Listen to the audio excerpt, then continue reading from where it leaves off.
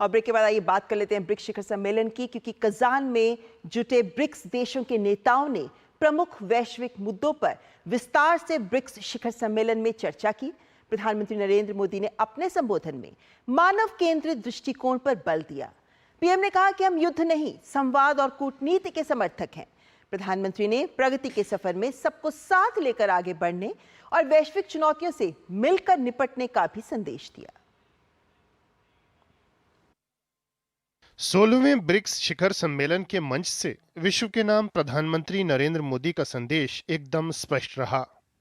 मानव केंद्रित दृष्टिकोण के साथ आगे बढ़ना और युद्ध के बजाय संवाद और कूटनीति का रास्ता अपनाना।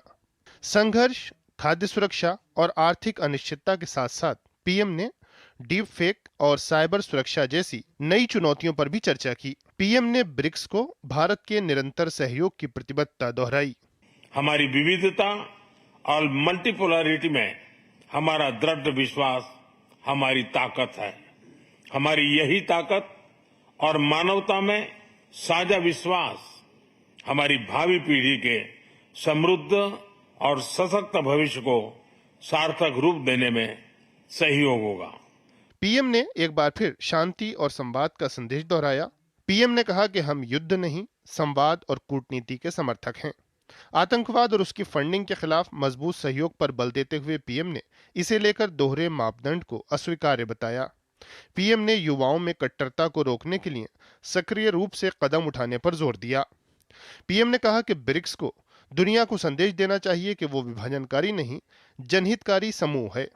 ब्रिक्स के मंच से पीएम ने इंफ्रा विकास संबंधी भारत के अनुभव साझा किए। पीएम ने ब्रिक्स की पहल न्यू डेवलपमेंट बैंक के विस्तार की सराहना की। भारत के गिफ्ट सिटी के साथ साथ अफ्रीका तथा रूस में रीजनल सेंटर्स के खुलने से इस बैंक की गतिविधियों को बल मिला है और लगभग $35 बिलियन के डेवलपमेंट प्रोजेक्ट सैंक्शन किए गए हैं। ब्रिक्स के विस्तार का जिक्र करते हुए पीएम ने वैश्विक अर्थव्यवस्था में इसके बड़े प्रतिनिधित्व को रेखांकित किया।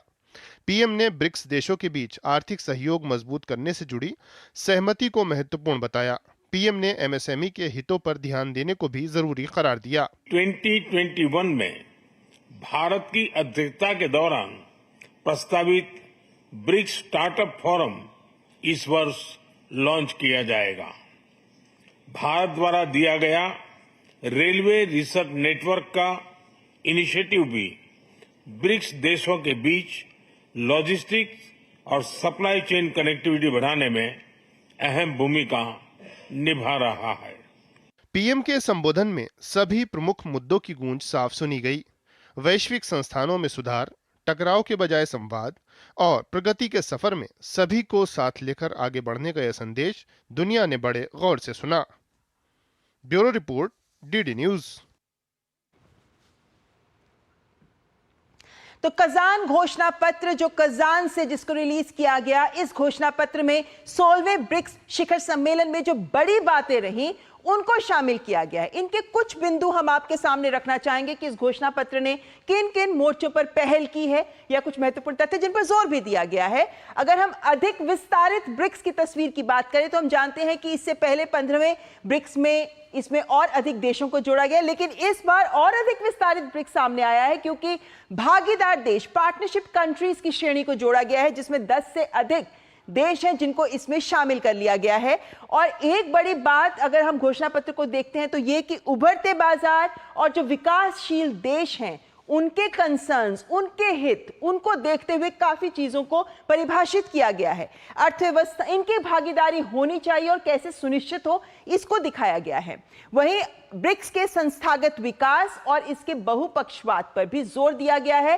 कैसे इंस्टीट्यूशनलाइज किया जाए, कैसे तमाम मोर्चों पर काम करने के लिए एक संस्थागत व्यवस्था तैयार की जाए और कैसे बहुपक्षवाद को केंद्र में रखकर काम किया जाए, ये तमाम बातें हैं जो इस घोषणा पत्र में अलग अलग बिंदुओं के जरिए सामने रखी गई हैं।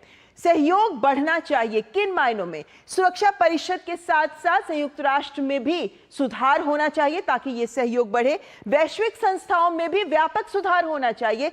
ये मांग विभिन्न मंचों पर की जाती रही है, ब्रिक्स पर भी ये मुखरता से सुनाई दी। अफ्रीकी महाद्वीप के साथ सहयोग बढ़ाया जाना चाहिए और जिन मंचों पर सहयोग बढ़ाया जा रहा है, जिसमें G20 की भी बात की गई, क्योंकि भारत में जब G20 हुआ तो उसमें अफ्रीकी संघ को इसमें जोड़ा गया, उसका भी स्वागत किया गया, तो अफ्रीकी महाद्वीप के विकास पर भी खास जोर रहा इस घोषणा पत्र में। अंतर्राष्ट्रीय बिग कैट्स अलायंस, क्योंकि रेयर स्पीशीज को बचाना अगर हम पर्यावरण के लिहाज से बात करते हैं तो उसको भी यहां पर जगह मिली और यह कहा गया है कि सभी देशों को, ब्रिक्स के देशों को भारत की इस पहल के साथ जुड़ना चाहिए। कूटनीति समावेशी संवाद के माध्यम से ही विवादों का शांतिपूर्ण समाधान होना चाहिए।